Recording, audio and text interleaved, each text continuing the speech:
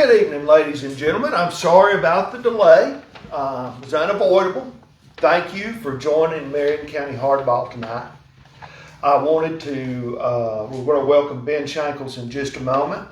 But as always, I wanted to let everyone know that if you're running for public office and you want to be interviewed on Marion County Hardball, contact Rick or I. We don't care what party you belong to. If you don't belong to any party, we'll get you on. If you are a county official or a local official and you want to come on, give us a call. You're always welcome on Marion County Hardball. I also wanted to remind everyone, if you enjoy Marion County Hardball, you enjoy these interviews, go to the top of the Facebook page and buy us a coffee and donate and help us keep doing this to you. The money does not go to Rick or Rick's campaign. He is an unpaid correspondent. The money goes to the Marion County Messenger. And with that, Rick, would you like to do the introductions? Well, certainly. It's Ben Shankles. You're running for mayor? I am. I'm running as an independent. Lived in Jasper for 13 years. This is going on 14 years. Feel like we can bring a lot of jobs and recruitment for contract work, even outside of the state, but mostly have a brick and mortar here in the county to do recruitment processes, as well as bringing not just jobs within the county, but good paying jobs. Provide the county with better education and more opportunities for students outside of high school to have a better start for their future. Okay. Well, we got an idea now what your vision is. Yep. How are you going to do it? First 100 days in office. Now, we have spent the last, since 2023, working with these businesses, most of them in the hopes of bringing them here to the county. Now that they are actually seriously looking at the county, I've had a couple of them come in. Last time we were here, we spoke about MTS, we spoke about Ox Equipment, Ox on Site. Bringing MTS in here would be about 500 to 600 manufacturing jobs under one roof. In a population of 30,000 people, 500 to 600 jobs is a big deal. That's a big deal. Mm-hmm. In a 1.5 million square foot facility. Now that's going to give people a chance for welding opportunities, metal fabrication opportunities, technician opportunities as far as programming PLCs, wiring of electrical panels for dry vac and hydrovac excavation bodies to go on cabs and chassis trucks, whether they're Kenworth, Peterbilt, it doesn't matter. That's going to give more spots for people to, for an accounting, for, general managers, for operation managers, to director of manufacturing. That's going to create a lot of jobs under one roof, just by that alone. So, Marion County has a lot of ecotourism. And one of the most amazing things about living here is the ecology. So there is often a balance in industry between industry and protecting the environment. We have a lot of extractive industries that have come in here, rock quarries. The example, this was a mail-in question. The example I was given was a rock quarry across from Marion County Park, but there are more than one. There's been talks about additional lumber mills. How would you balance that? How would you protect the environment? As a county, this county, and being up in a helicopter and overlooking this county, there is a lot of land here in this county. We haven't even touched half of it, right, with development. I do think that there needs to be zoning. I think if you have industry, it needs to be zoned primarily around industrial park. I know we're kind of running out of room there. Things are getting tight, but I do think that we need to have zoning, and that's where your planning commission would come in. Your commissioners would come in. This is what I would like to do. let's sit down, let's talk about it, let's figure out where our zoning is. We don't need to have a 1.5 million square foot facility at the end of Jones Crossing. Mm-hmm. We need to kind of keep this in industrial so that we can bring more jobs in here and keep it in a just a primarily zone for that, and not get off into where residential homes are. So kind of as a follow-up to that question, rock quarries, which is the example given, and forestry can't really be zoned. You have to put it where the rock is. So what would your position be on new industries of that type? We have got, and I'm going to say this, we have enough rock quarries within this county. We have Dunlap Stone. Mm-hmm. We have now H&H. Mm-hmm. Let's cross the river. And there is more, when you get up into there and you see, there is more quarries in this county than what most people see. There's dirt being extracted and ran through for topsoil and things of that nature up on Mount Eagle Mountain. Of course, we've got that sand plant up on Mount Eagle Mountain. We have just smaller quarries around that I didn't realize we had in this county until getting up in there. Personally, I think we're tapped out on quarries. Mm-hmm. Just like the development, we have Jasper Highlands, which, you can say what you want to about that. That Jasper Highlands was, I think it was 10,000 acres that was just nothing but a side of a mountain. That has created a lot of jobs for, lofty construction. That has created jobs for Circle T construction, with Charles Tapp now being in here. That's created a lot of revenue for the businesses within this county. Sure. Whether you like it or whether you don't, it really has done that. Now, that's one development. Now we're going to Etna Mountain. A lot of things were happening with Etna Mountain with people. Some things we won't say, but there was other things with trash and stuff being dumped off in there.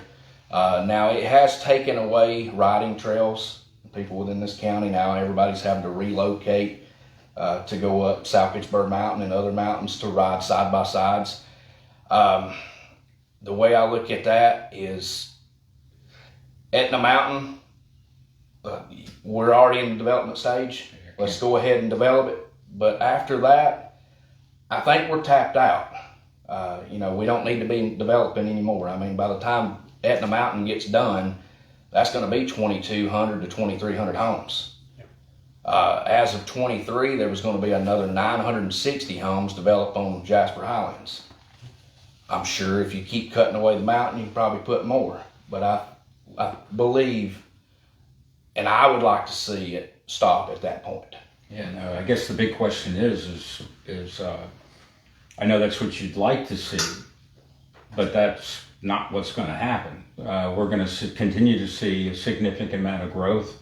We know between Chattanooga and Nashville, we're going to be one. Yep. And people are going to come in and they're going to buy property and do what they want. We have no zoning.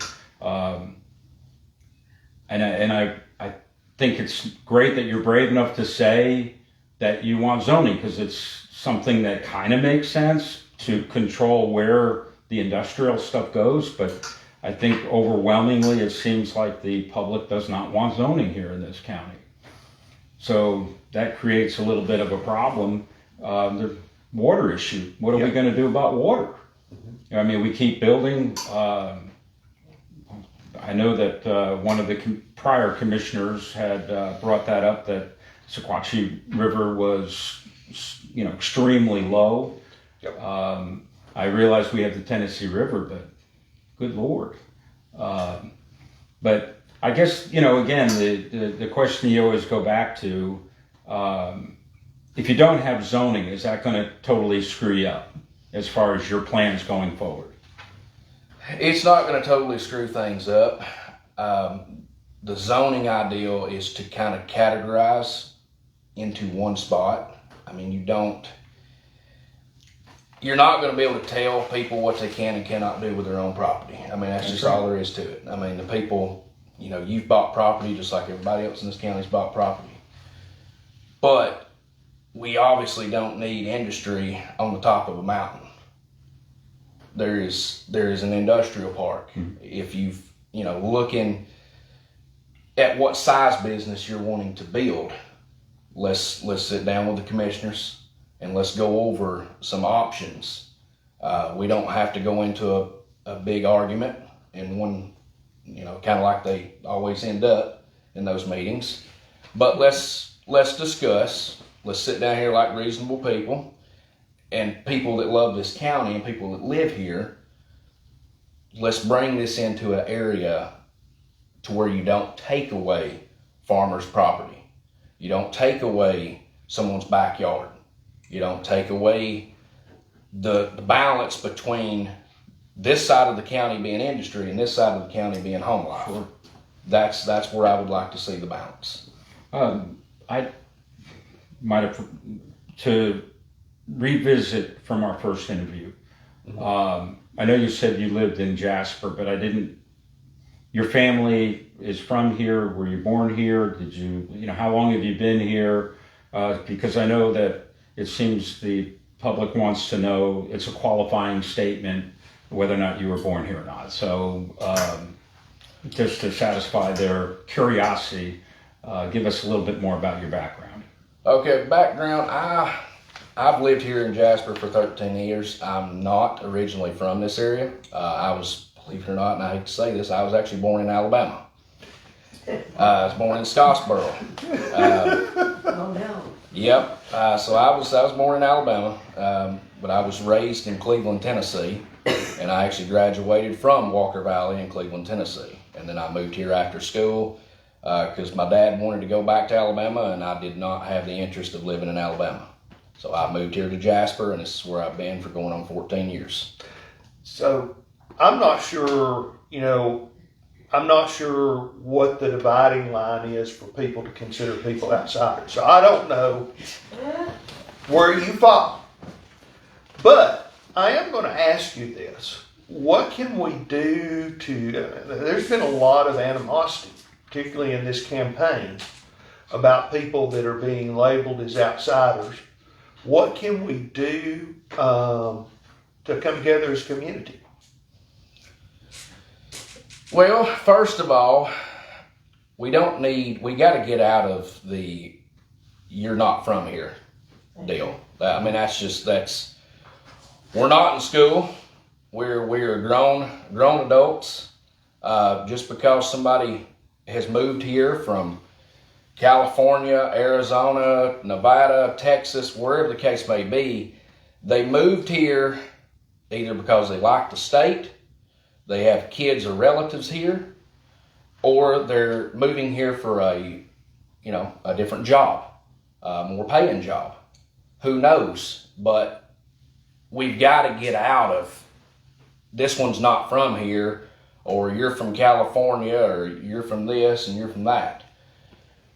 When you move here to Marion County, you pay taxes in this county just like everybody else.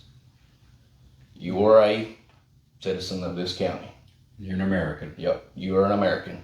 It don't matter if you're from the East Coast or if you're from the West Coast. When you move here to this county, there shouldn't be which there always probably will be, but we need to get out of that. We all live in this county. We all want the same thing.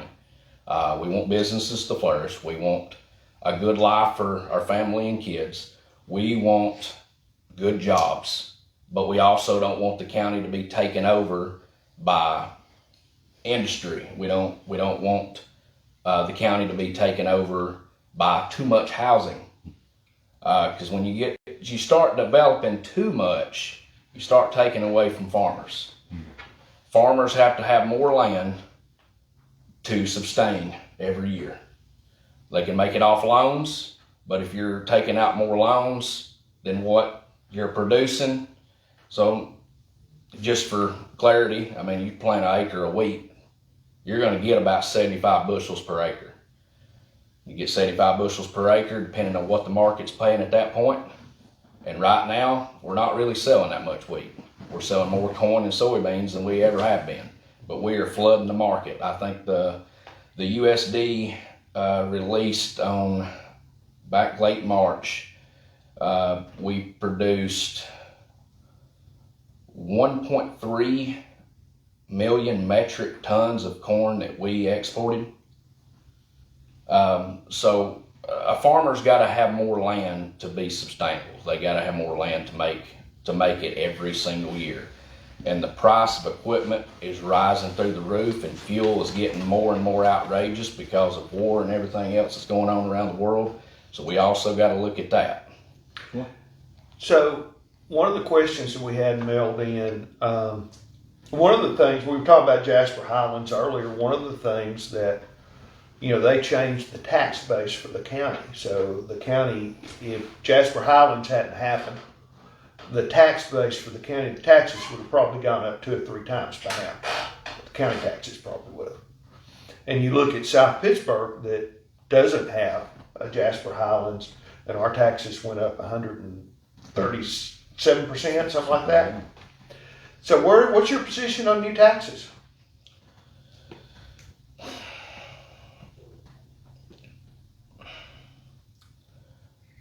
As far as bringing the development in here, it has increased property taxes by a significant amount, and they're trying to push to bring taxes up another 5%. The more development that we bring in, the higher these housing prices are going to go. That's why it's important to not overdevelop. With that being said, people that are in realty and into buying homes and flipping them, those are the people that's more concerned with the value of the property and the value of the housing. Citizens that live here that are 60 and older, that are retired, they could give a dang what their property taxes are, or they do give a dang about the property taxes, but they could care less about how much the value is on their home. Yeah. At that point in your life, after you're retired, more than likely your home's paid. If it's not, times are tough. We are not going to be able to reverse any taxes. Once the taxes are implemented, you would have to go through a fine line to try to get property taxes reversed.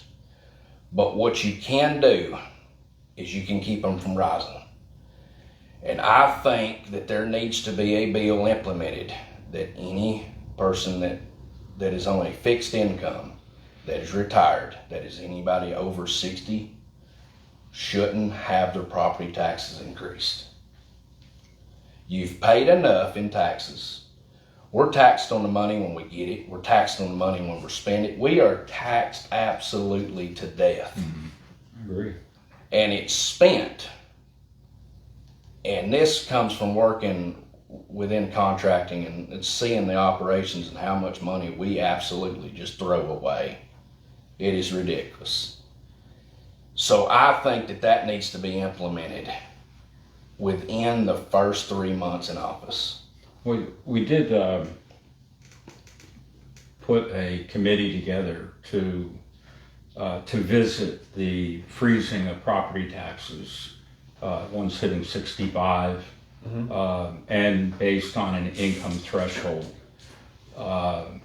Where that's at right now, I guess we'll find out shortly. Yeah. But yeah, I think that if you were able, like you're talking with the development, keep one thing in mind. In my thinking, is that development's been great for the county. Yes. We have a fund balance because of those developments. The developments, yes. But I hear what you're saying, that if we overdo it, we're not going to have the resources or the infrastructure to really handle it unless we're prepared for it. So, so you would support, obviously, a tax program as mayor? Yes. Going back to what you said, the housing market that Thornton has brought in here, and I've said this from the day one, you have to have infrastructure here before you can do any kind of industry recruitment. That is just the way it is. Nobody is going to look at Marion County when they can go to Hamilton County and everything be right there next door. Sure. It's helped us a lot more than what it's hurt us. But the thing about it is, if we overdo it, it will hurt us. But now that this infrastructure's here, let's use it. Let's use that to the county's benefit, and let's match the infrastructure here with businesses. Let's now get the businesses in here so that people in this county can go to work and make a good, sustainable living. We can bring businesses and have a, brick and mortar here in the county, and we can also bring in recruitment for contract jobs, but they'll have a brick and mortar here, so all the recruitment will be done in this county, and you'll be able to go outsource to wherever you're selected to go. So I guess and close to closing. Close to closing, yes. What would you say that your style of leadership and the way you would conduct yourself as mayor, and from your business perspective, how are you different than what we have today? Now, keep in mind, there are things that happen in office, and there are certain aspects of things that people don't see until you get in there. Until you're sitting in that seat, you don't know a lot of where the money's at. You don't know what we have borrowed at each bank within the county. You don't know how much percentage we're paying back on each grant that we get. We can kind of get the highs and the lows from it, but we don't know actually. Only the mayor knows. And a little bit of the county commission. Now, I understand what you're saying, and I understand that not everybody would know everything, but it seems to me that most of us should know some of it. You would hope. Yes. And does that not seem like a problem to you? There is a problem, and I would see to it that the people within this county understand where the tax dollars are going. You have money that's allocated, and take into consideration, Marion County is 95% state and federal funded money. That's what we get. If you go to Knox County, it's 65%. It depends on the population and the size within your county. Now, when that money's passed, it goes from the federal government, it goes down to the states. The state allocates it to the counties depending on the population and the size. When we get it, we have to do the same. So that money's got to go to the education, to the school board. It's got to go to the aviation, which is the airport, and it's got to go to the highway department for the roads. Every one of those departments are regulated and allocated X amount of dollars each month to operate. If something ever was to happen, and Brooke, you might remember this when Todd Gardenhire came down to the Republican Party and he was speaking. If something happened and you needed money, you could pull from the aviation and you could pull from the road, but you were never allowed to touch the education. That's true. That's true. It is. So, you see everybody coming up into the commission, and these members of these departments know how much money they're allocated. And they will go to the commission and they will ask, hey, I got $60,000 that needs to be coming to me. You have no choice but to give it to them because you are in control of how much money goes to each department. Well, yeah. I think there needs to be more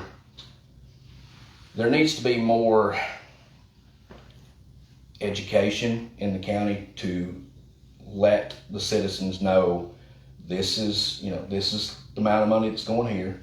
This is how we get it from here. The highway department's based off fuel tax, gas tax. Right. And that's not just within the county, that's the state. Mm-hmm. So when everybody's traveling in the summer months, You know, their allocated budget's way higher than what it is in the winter. So when the winter months get through here, they're barely struggling to keep float. And when we can get the numbers low so that paving a road, you know, is we can get it done $100,000 cheaper in-house, that's somebody that's doing their job. Right. And Corey Pickett has done a very good job as being the superintendent for the highway department. Sure, he has. She's done an outstanding job. Yes, you have. Duke, do you have anything before we? I think I am satisfied. If you would like to make a closing statement. Yes, I am Ben Shankles, and I am running as an independent for Marion County Mayor. A vote for me, I would absolutely appreciate it, and I will do everything in my power to make sure that this county gets turned around and the people within this county are educated and they know what's going on. Okay. With that, Folks, I'm going to ask you to give us 5 minutes to reset, and we will return with Larry Montague, candidate for Marion County Mayor.